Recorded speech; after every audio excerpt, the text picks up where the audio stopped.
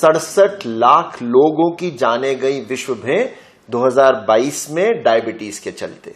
जिस राह हम चल रहे हैं, खासकर मोबाइल और फास्ट फूड के चलते, तो ये तो बहुत बड़ा पैंडेमिक होगा। वहीं पे जैसे कोई व्यक्ति गया जिसको हृदयघात है और उसको डायबिटीज है, तो उसके 80% चांस है कि उसको सीधा बाईपास करना पड़ेगा। मीठा कल्प्रिट बिल्कुल नहीं है। सिर्फ शुगर जो है या मीठा जो है वो एडिक्टिव है। माना जाता है कि शुगर कोकेन से 200 गुना ज्यादा एडिक्टिव है। फ्रूट जूसेस तो किसी को भी नहीं पीने चाहिए। अब ये अवस्था है जिसमें उसको रिवर्स करा जा सकता है, नॉर्मल लाया जा सकता है। दोस्तों, वेब दुनिया पॉडकास्ट में इस बार हमारे साथ हैं हार्मोन रोग विशेषज्ञ डॉक्टर संदीप जुल्का। एक और जो बहुत जरूरी टॉपिक है, जो बहुत सुनने में मिल रहा है आजकल, हेल्थ के साथ में इसका इशू बहुत बढ़ गया है, जो है डायबिटीज। डॉक्टर जुल्का, डायबिटीज का सरल अर्थों में अगर हम समझना चाहें तो डायबिटीज दरअसल है क्या? जी हाँ, नमस्ते गरिमा जी, और आपके सारे लिसनर्स को भी नमस्ते, व्यूअर्स को नमस्ते। देखिए, डायबिटीज एक वो अवस्था है जिसमें शरीर में शर्करा की मात्रा खाली पेट 126 के ऊपर और खाने के बाद 200 के ऊपर हो जाती है जी। और वहीं पे प्री डायबिटीज क्या होता है, यदि खाली पेट 100 से लेके 126 के बीच में हो और खाने के बाद 140 से 200 के बीच में हो, इसको प्री डायबिटीज बोला जाता है। ठीक है सर। ये कई हजारों साल से डायबिटीज की बीमारी हम सब के बीच में है। अब एक महामारी हो गई है। अगर एक हार्ड हिटिंग फैक्ट बताऊं आपको, मगर जो लिसनर्स हैं, व्यूअर्स हैं, उनको ऐसा नहीं लगना चाहिए कि हम डरा रहे हैं। 67 लाख लोगों की जाने गई विश्व में 2022 में डायबिटीज के चलते। ये WHO IDF के आंकड़े हैं। तो और ये ऐसी चीज है जो प्रिवेंटेबल है। जी हाँ। तो मैं इसको तुलना करता हूं रोड एक्सीडेंट से। मैं अगर LIG से इधर आपके ऑफिस में आया हूं, कार में हूं, और अगर मैं सीट बेल्ट नहीं लगाऊं और ठीक से नहीं चलाऊं तो एक्सीडेंट होगा तो चोट ज्यादा लगेगी। वैसे ही मैं 2 व्हीलर पे हूं, हेलमेट नहीं पहनूंगा तो चोट लगेगी। वहीं मैं ये दोनों चीजें कहूंगा, एक्सीडेंट होएगा भी तो चोट कम लगेगी। वैसे ही डायबिटीज जब आपको मालूम है कि घर में है किसी को, तो आप पहले से ऐसे एहतियातन स्टेप्स उठाओगे तो डायबिटीज के चांसेस कम होंगे, या होएगी भी तो कम होगी जी। तो ये बड़ा ही सिंपल है, बट ये अभी समझ नहीं आ रहा है लोगों को। जिस राह हम चल रहे हैं, खासकर मोबाइल और फास्ट फूड के चलते, तो ये तो बहुत बड़ा पैंडेमिक होगा। सर, डायबिटीज को जैसे मैंने पढ़ा और थोड़ा समझना चाहा कि हम जो कुछ भी खाते हैं, हमारा जो खाना है उसको हमारी जो बॉडी है वो शुगर में ब्रेक करती है, ग्लूकोज बनाती है, और फिर मेरी ब्लड स्ट्रीम में जो इंसुलिन है वो उसे टारगेट करके मेरी ब्लड स्ट्रीम को एनर्जी देता है ताकि मेरी बॉडी को एनर्जी मिल सके। यही पूरा कॉन्सेप्ट है। हाँ, ये आपने बहुत अच्छे से आपने समझाया।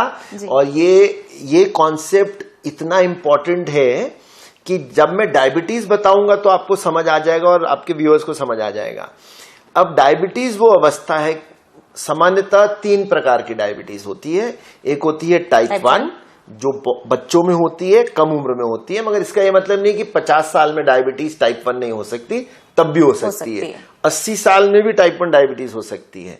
टाइप 2 जो अधिकतर पहले हम बड़ी एज में बोलते थे, मगर हमारे पास अब 10-12 साल के बच्चे आने लगे जिनको टाइप 2 डायबिटीज है, उसके कारण हम आगे बात करेंगे। और एक है जो प्रेगनेंसी में डायबिटीज होती है। हम बात कर रहे हैं टाइप 2 की, जिसमें ज्यादा 90% मिलती है। बीटा सेल कोशिकाएं हैं हमारे अग्नाशय में, जो कि इंसुलिन बनाना कम कर देती हैं और वो खुद कोशिकाएं कम हो जाती हैं, और जो बनी हुई हैं वो काम नहीं कर रही। अब जैसे मैंने और आपने बैठ के पोहा खाया और जलेबी खाई, ठीक है, हम दोनों को डायबिटीज नहीं है, हम फिट है, रोज एक्सरसाइज करते हैं, और हम दोनों ने ये नाश्ता किया। तो मेरे शरीर में जब पोहा गया, वो कार्बोहाइड्रेट है, वो ब्रेक डाउन हुआ और उसका ग्लूकोज बना, और हमने जलेबी भी खाई। तो शरीर में जब शुगर गई तो सीधा मैसेज आता है ब्रेन में और हमारे पैनक्रियाज में कि भाई शुगर बढ़ रही है, इंसुलिन निकालो।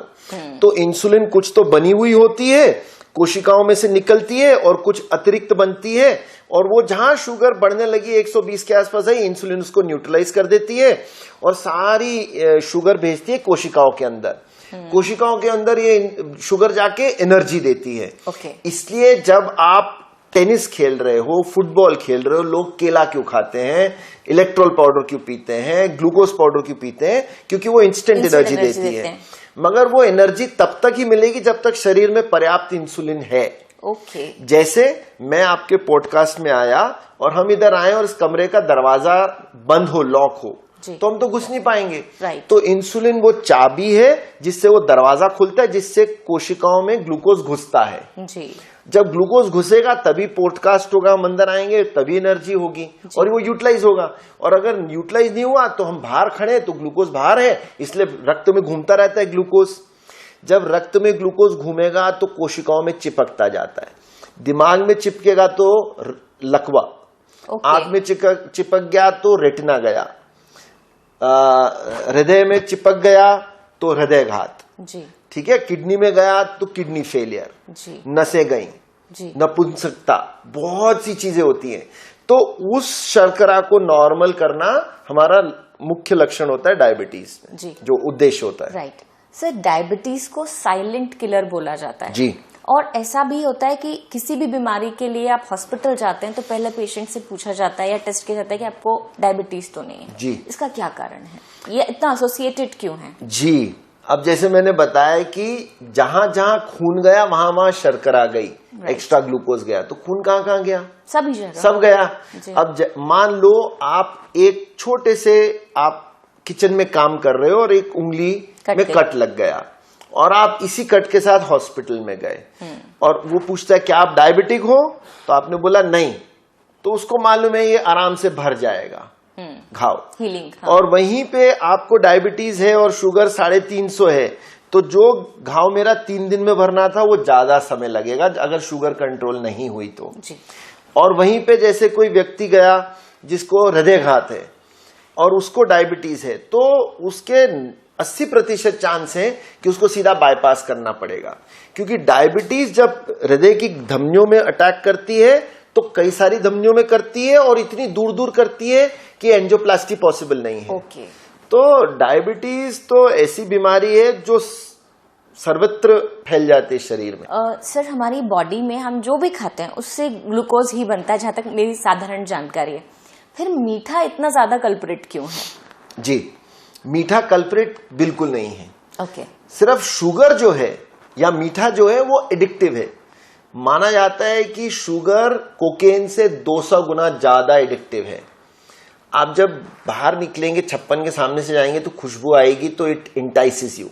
शुगर एंड सॉल्ट, जी, ये दोनों चीजें ऐसी हैं जो शरीर दिमाग मांगता है और इसी से फिर आपको प्रॉब्लम होती है। तो ऐसे बोलते हैं ना, व्हाइट चीज, एस शुगर, सॉल्ट, स्मोकिंग, ये सब ऐसी चीजें हैं जो कि आपको बिल्कुल सतर्क रहना है इनसे। तो मीठा खाना प्रॉब्लम नहीं है, उसकी आदत प्रॉब्लम है। और अति सर्वत्र वर्जयेत, इतना अच्छा श्लोक है, excess of everything is bad. जी। तो आप सीमित खाओ, हफ्ते में एक बार 56 गए खाओ अच्छे से, बट उसको फिर बर्न भी करो। जी हाँ। है ना। लोग बोलते थे अरे पहले जमाने में तो ये होता था। अरे पहले जमाने में कसरत कितनी होती थी। छोटा सा उदाहरण, छोटा सा उदाहरण, मैं सुखलियाग्राम में रहता था, केंद्रीय विद्यालय में पढ़ता था। KV 1 कहाँ है? चिड़ियाघर। सुखलिया कहाँ पे आपको मालूम है? वहां से साइकिल पे जाते थे हम। हाँ। केंद्रीय विद्यालय 9 किलोमीटर एक तरफ की साइकिलिंग, 18 किलोमीटर साइकिलिंग, फिर फुटबॉल, जो भी आप गेम्स खेल रहे हो। आजकल के बच्चे, मेरे बच्चों को भी AC बसेस मिली हुई हैं, तो AC बसेस में जाएंगे, वापस आएंगे, एक्सरसाइज कम है। तो कहने का मतलब है फैसिलिटीज बहुत है, हमारे पास फैसिलिटीज नहीं थी, बट अभी सब स्कूल्स में फैसिलिटीज है।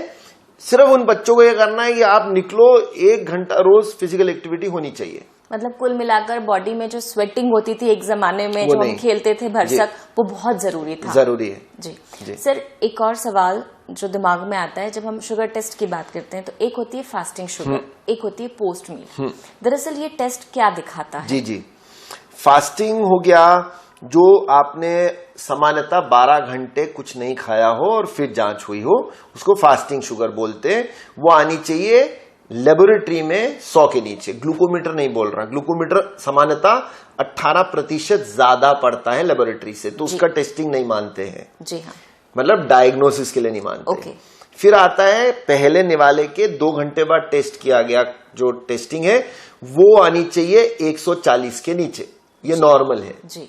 और एक टेस्ट और होता है जो आप आगे पूछेंगे तो मैं साथ साथ बता दूं, ग्लाइकोसाइलेटेड हीमोग्लोबिन या HbA1c। 3 महीने की औसतन शुगर कितनी है किसी की, तो वो आमतौर पे 6.5 के नीचे होनी चाहिए या 5.7 के नीचे होनी चाहिए। तो 5.7 के नीचे नॉर्मल है, 5.7 से 6.5 के बीच में प्री डायबिटिक है और 6.5 के ऊपर डायबिटीज मानी जाती है। सर एक बीच का जो एक स्टेज होता है जिसको बोलते हैं प्री डायबिटिक, ये कंडीशन क्या है? जी, जैसा हमने बोला खाली पेट किसी की 100 से 126 के बीच में हो और खाने के बाद 140 से 200, वो प्री डायबिटिक हो गया। अब ये अवस्था है जिसमें उसको रिवर्स करा जा सकता है, नॉर्मल लाया जा सकता है। तो वो स्क्रीनिंग स्ट्रेटेजीज होनी चाहिए। आपको बताऊं कि हमने पिछले 10 साल में एक दिन हमने सोचा कि शहर के 11 पेट्रोल पंप में जो पेट्रोल भरवाने आएगा सबकी शुगर चेक करेंगे। तो इंडियन ऑयल कॉर्पोरेशन के साथ हमने ऐसा करा था, कई साल पुरानी बात है जी। फिर हमने एक इंदौर में क्रिकेट मैच हुआ था तो हमने 1100 पुलिस कर्मियों की स्क्रीनिंग करी थी शुगर की, रैंडम शुगर से जी। फिर हमने जितने दाड़की मजदूर होते हैं खजराना, नंदानगर और ऐसे 3-4 जगह में उनकी भी टेस्ट करी थी। आपको मालूम है जो दाड़की मजदूर मेहनत करता है 3.5% डायबिटिक निकले थे और कोई 7 से 8% प्री डायबिटिक निकले थे। तो यदि आप अनुवांशिक रूप से आपको डायबिटीज होने के चांसेस हैं तो भी हो सकता है, जरूरी नहीं कि आप मेहनत करो तो डायबिटीज से बचोगे जी। वैसे ही जब पुलिस कर्मियों का किया था सामान्यतः उसमें करा था तो 20% डायबिटिक निकले थे।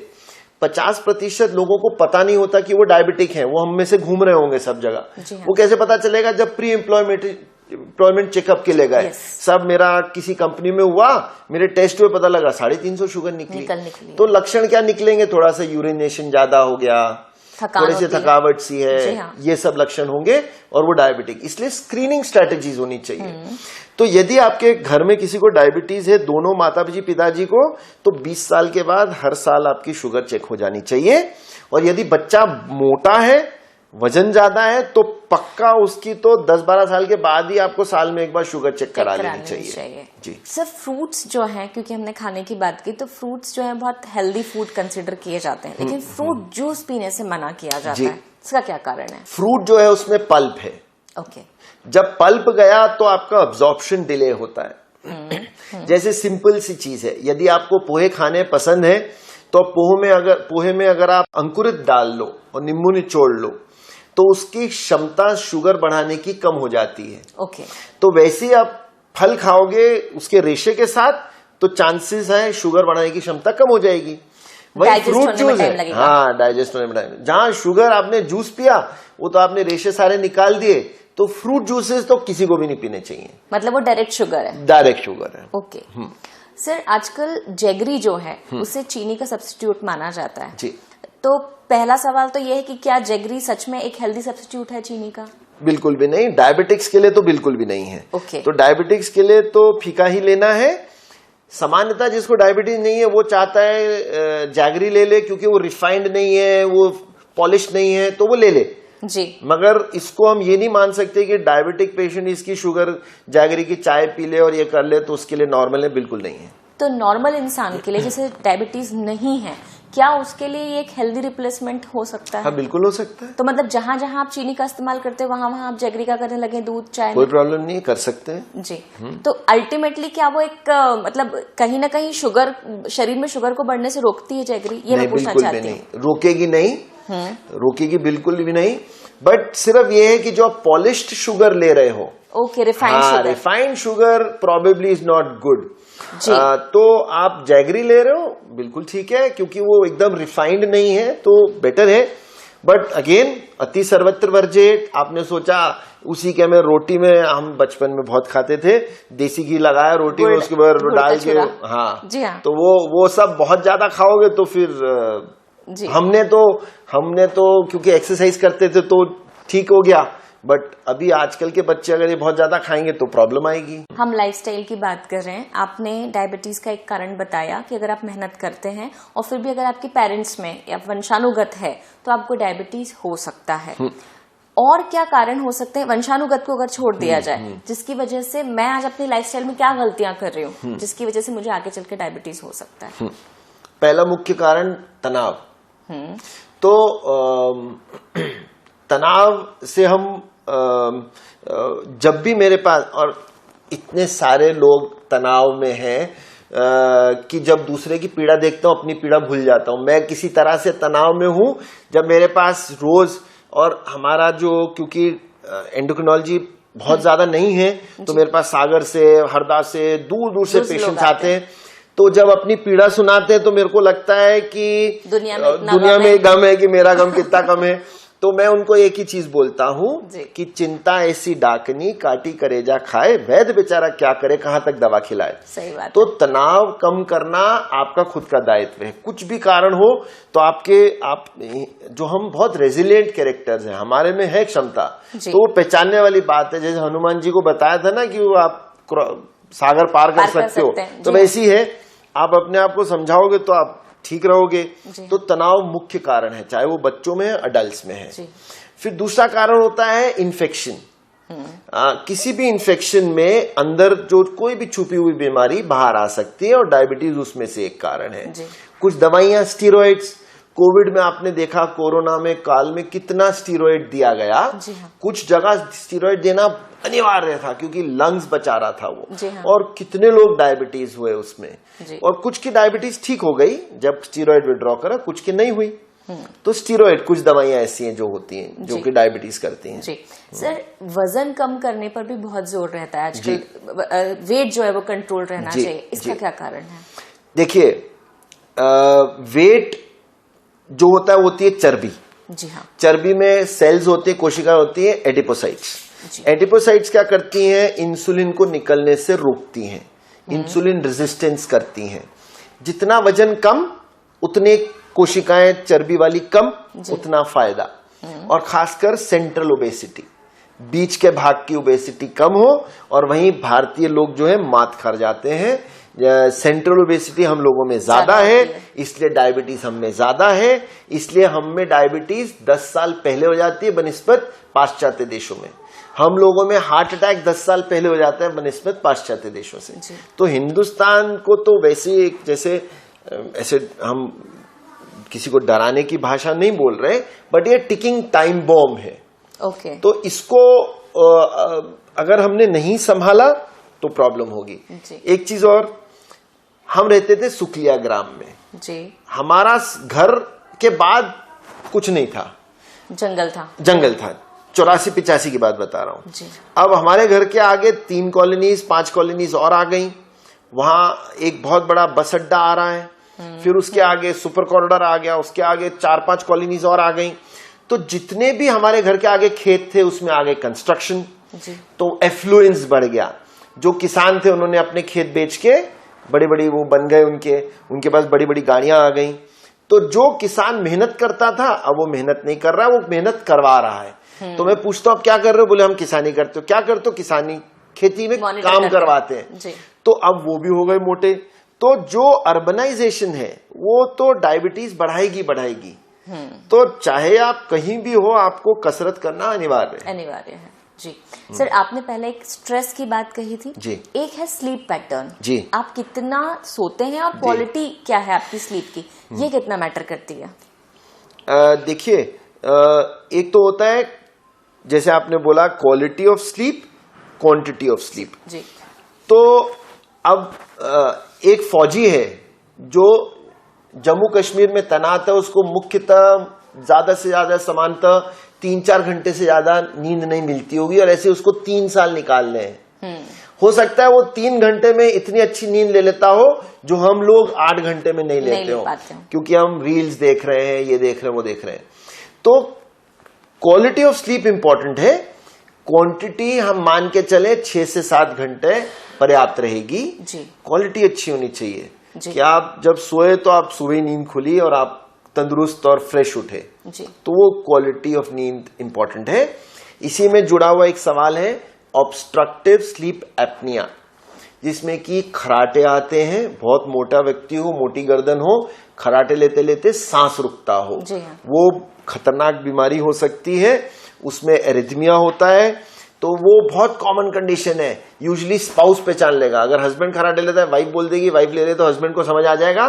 खराटे लेते लेते सांस रुकना, फिर लंबा सांस लेना और दिन में बैठे बैठे सो जाना। इसका इलाज कराना अनिवार्य है, क्योंकि इससे उत्पत्ति होती है डायबिटीज की, ब्लड प्रेशर की, हृदयघात की और एरिथमिया, सडन डेथ की। तो ये ध्यान रखना जरूर। स्ट्रेस और स्लीप एक आम समस्या लोगों में है, और कई लोगों को मैंने कहते सुना है कि वैसे तो अल्कोहल स्वास्थ्य के लिए अच्छी नहीं है, पर क्योंकि स्ट्रेस रहता है और नींद नहीं आती, तो सोने के पहले या सोने के टाइम पर थोड़ी सी अल्कोहल या वाइन लेते हैं ताकि नींद आ जाए।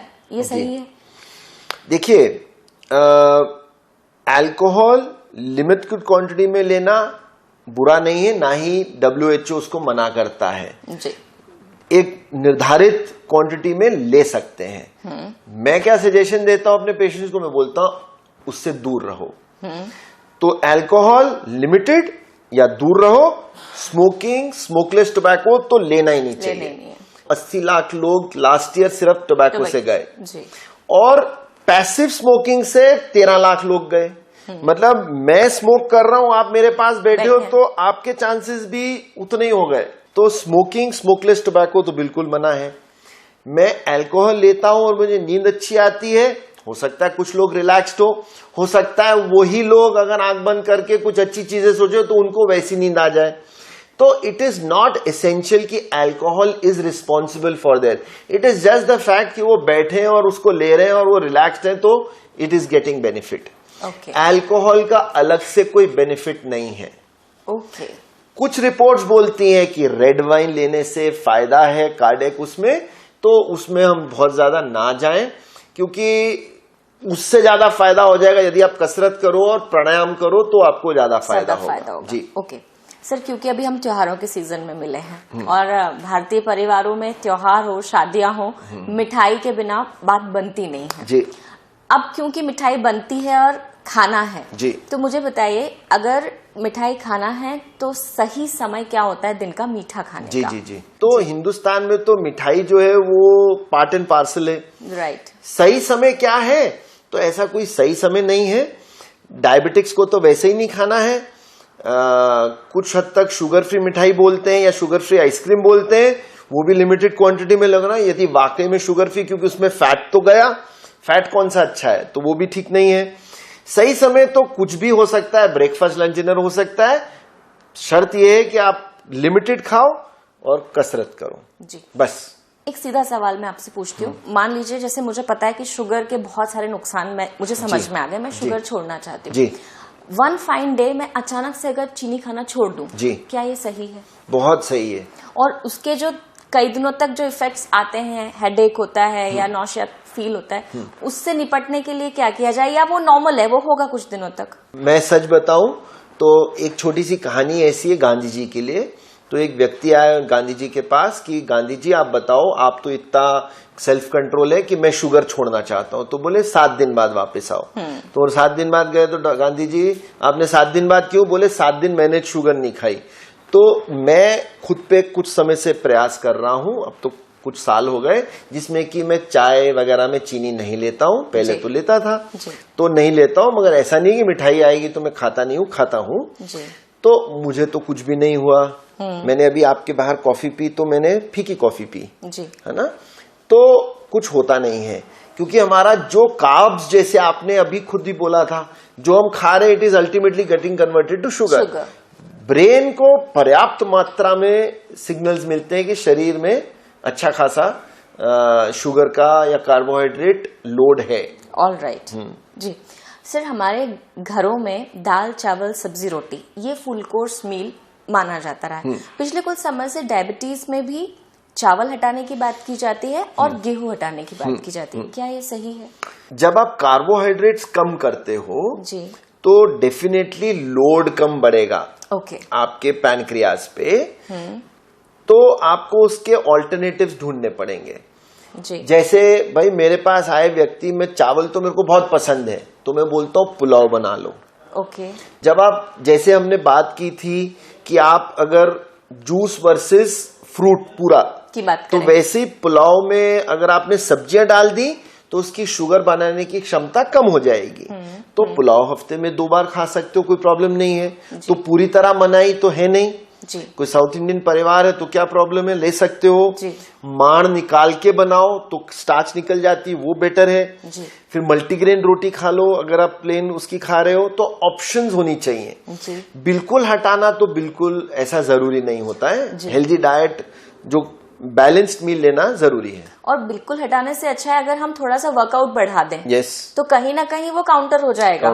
जी। घी के मामले में भी यही बात कही जाती है, क्या घी हेल्दी फूड में कंसिडर नहीं होता? अब घी हेल्दी है, कोई प्रॉब्लम नहीं है घी लेने में जी। मगर मेरे पास कोई पेशेंट आता है जिसका कोलेस्ट्रॉल 250 है और एलडीएल उसका 140 है, तो मैं उसको ये बोलूंगा भाई तो अपनी रोटी अभी मत चुपड़ो, ओके, लिमिट में लो जी। और जितना ऊपर से तड़के लगा के मत खाओ, बाकी चलते रहो और एक्सरसाइज करो। जी। हो सकता है वो कोलेस्ट्रॉल लोअरिंग ड्रग्स पे हो, तो मैं उसको एहतियात बरतने बोलूंगा। कोई व्यक्ति आए जिसका एलडीएल 80 है, एचडीएल 50 है और कोलेस्ट्रॉल नॉर्मल है, तो मैं बोलूंगा ठीक है, इन लिमिटेशन आप लेते रहो। जी। तो इंडिविजुअलाइज थेरेपी जरूरी है। ऑलराइट। सबका बंद कर दो, सबका ये कर दो, ऐसा नहीं होता है। हम पॉडकास्ट के आखिर के हिस्से में आ गए हैं। एक जरूरी सवाल जो मुझे लगता है, फास्टिंग पर आजकल बहुत जोर दिया जाता है जी। तो क्या फास्टिंग वाकई हेल्थ को सपोर्ट करती है, पहली चीज, जी। और डायबिटीज के केस में भी क्या फास्टिंग अच्छी है? जी। जी। तो गरिमा जी आप देखो, हम बात करते हैं हिंदू धर्म की, जैन धर्म की, सिखिज्म की और मुस्लिम धर्म की, हाँ, इस्लाम की। जी। हिंदू धर्म में फास्ट हैं बिल्कुल, और बहुत अच्छे फास्ट हैं। हाँ जी। और टोटली हेल्थ से अलाइंड फास्ट हैं। जैन धर्म में उनोदरी बोलते हैं और फास्ट रखते हैं। जी हाँ। शायद विश्व का एकमात्र आर्टिकल है साइंटिफिक जो मैंने लिखा है, गूगल पे लोग डालेंगे तो डॉक्टर संदीप जुल का जैन फास्ट, तो वो आर्टिकल डाउनलोड कर सकते हैं जो जैन फास्ट में डायबिटीज मैनेज कैसे करना है। जी। इस्लाम धर्म में प्रॉफिट मोहम्मद ने बोला कि इतना खाओ कि 1/3 हवा हो पेट में, 1/3 खाना हो, 1/3 पानी हो। जी। और सिखिज्म में बोलते हैं वन शक्नी, मतलब जो आपकी प्लेट में उसमें मिल बांट के खाओ। सारे धर्म बोलते हैं कम खाओ, कम खाओ। ठीक है जी। हम लोग ज्यादा खाते हैं, राइट। ठीक है ना। तो अगर आप लिमिटेड खाओगे ऑटोमेटिकली बीमारियां कम होंगी। जी। फास्ट हम मना कब करते हैं? जी। तो जब रमजान का समय आया था तो रोजे रखने के लिए यदि कोई व्यक्ति इंसुलिन पे है तो हम बिल्कुल मना कर देते हैं जी। कि आप रोजे नहीं रखें क्योंकि आप इंसुलिन पे हैं। और ये हम, क्योंकि हमने जो उनके इस्लाम धर्म के स्कॉलर से बात करके ये नोन फैक्टर नहीं रखते, ना ही यदि आप शुगर चेक करें तो उनका रोजा खुलता है, तो ये उनको बताना पड़ता है। ओके। तो यदि आपकी शुगर कंट्रोल्ड आप गोलियों पे हो तो हम उनको पूरे महीना रोजे रखने की अनुमति दे देते हैं। राइट। वैसे ही जैन फास्ट में यदि किसी को एकासना करना है तो कर सकते हो, दवाइयों का फेरबदल। तो जब भी उपवास रखें अपने डॉक्टर से बात करके रखें और सलाह से रखें, कोई प्रॉब्लम नहीं है, रख सकते। अगर डॉक्टर बोले नहीं तो फिर आंख बंद करके नहीं मानना पड़ेगा। डॉक्टर संदीप जुल्का, डायबिटीज जैसे बहुत जरूरी टॉपिक पर जिस पे बात करने की बहुत जरूरत थी, हमारे इतने सारे सवालों के आपने बहुत सुलझे हुए और सिंप्लीफाइड जवाब दिए, बहुत बहुत शुक्रिया। बहुत बहुत धन्यवाद आप।